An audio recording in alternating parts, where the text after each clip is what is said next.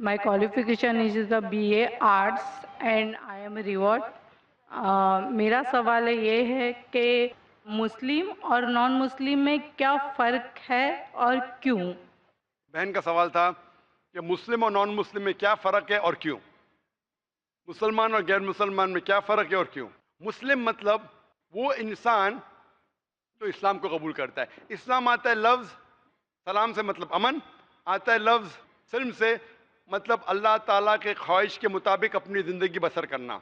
मुस्लिम मतलब वो शख्स जो अमन हासिल करता है, शांति हासिल करता है, अपनी ज़िंदगी अल्लाह और खुदा के मुताबिक चलना। गैर मुस्लिम वो जो अमन नहीं हासिल करता है और अल्लाह के मुताबिक नहीं चलता, उसे कहते हैं गैर मुस्लिम। क्यों फ़र्क है? क्योंकि वो ईमान नहीं लाता। जिस दिन वो ईमान लाएगा कि खुदा है, कि उसके अलावा कोई नहीं है, वो धीरे धीरे उसके ऊपर चलने लगेगा। तो मुस्लिम वो है जो अमन हासिल करता है, खुदा के ख्वाहिश के मुताबिक अपनी ज़िंदगी बसर करता है, और गैर मुस्लिम वो है जो अमन नहीं हासिल करता है और खुदा के मुताबिक अपनी ज़िंदगी नहीं बसर करता है। Hope that answers the question. आप क्या बनना चाहती है, मुस्लिम या गैर मुस्लिम? आई एम अ रिवॉर्ड और मैंने इस्लाम किए हुए भी 1 साल मेरा कंप्लीट हो रहा। माशाअल्लाह। तो हम अल्लाह ताला से दुआ करते हैं कि अल्लाह ताला आपको हिदायत दे और अल्लाह ताला आपको दीन पे कायम रखे। इंशाल्लाह। Thank you so much. जिस तरीके से भाई साहब ने कहा कि please let non Muslim ask question first, गैर मुसलमान को पहला मौका दीजिए, उसके बाद रिवर्ट्स के ऊपर आएंगे हम।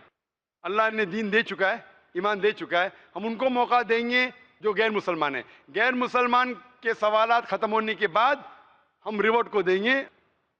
कमलेश लाल जी मिश्रा आपको सादर प्रणाम करता हूँ। मैंने प्रश्न पूछने के पहले ही मेरे प्रश्न का समाधान मिल गया।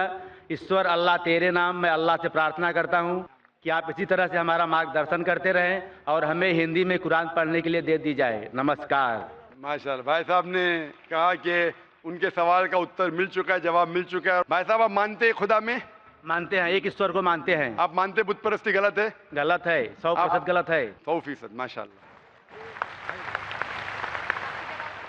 आप मानते हैं कि मोहम्मद सल्लल्लाहु अलैहि वसल्लम आखिरी पैगंबर है? मैं सर पढ़ा नहीं हूँ कुरान, उसके बारे में जानता नहीं हूँ, लेकिन एक ईश्वर में मैं विश्वास करता हूँ और आपके बाणी में भी विश्वास करता हूँ। किसके बारे में? आपके बाणी में। मैं ईश्वर से प्रार्थना करता हूँ कि आप इसी तरह से हमारा मार्गदर्शन करते आप रहें। मेरे बारे में, आप जो मैं कहता हूँ मेरे में विश्वास करते, मैं कहता हूँ कि मोहम्मद सल्लल्लाहु अलैहि वसल्लम आखिरी पैगंबर है, अब विश्वास करते आप? मैंने पढ़ा नहीं है। मैंने प्रश्न किया आपसे कि मुझे कुरान हिंदी में दे दी जाए। बिल्कुल सर, मैं कुरान आपको दूंगा, लेकिन मैं ये पूछता हूँ, मैं अगर कहता हूँ कि मोहम्मद सल्लल्लाहु अलैहि वसल्लम आखिरी पैगंबर है, अब आप इसमें मानते हैं क्या नहीं? संत दरस को जाइए तज माया अभिमान, ज्यों ज्यों पग आगे बढ़े कोटि यज्ञ समान।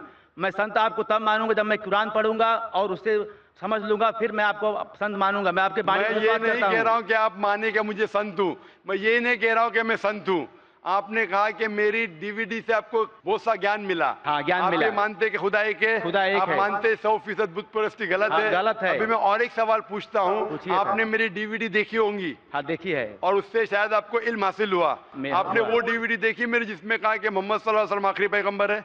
नहीं देखा। वो देखी नहीं, लेकिन मैंने अभी जवाब दिया पहले, वो सुना आपने? हाँ सुना, अच्छा लगा। ये साबित होता है कि मोहम्मद सल्लल्लाहु अलैहि वसल्लम आखिरी पैगंबर है। आप जो भी बात करते हैं प्रमाण के साथ करते हैं, लेकिन मैं जब तक कुरान नहीं पढ़ लेता हिंदी में, मुझे उसका ज्ञान नहीं रहता, तब तक मैं कैसा मान लूँ।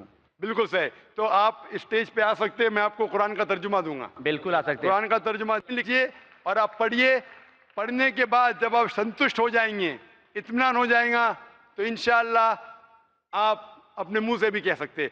दिल में तो मेरे हिसाब से आपके पास ईमान है, इंशाअल्लाह आप स्टेज पे आके कुरान ले सकते हैं।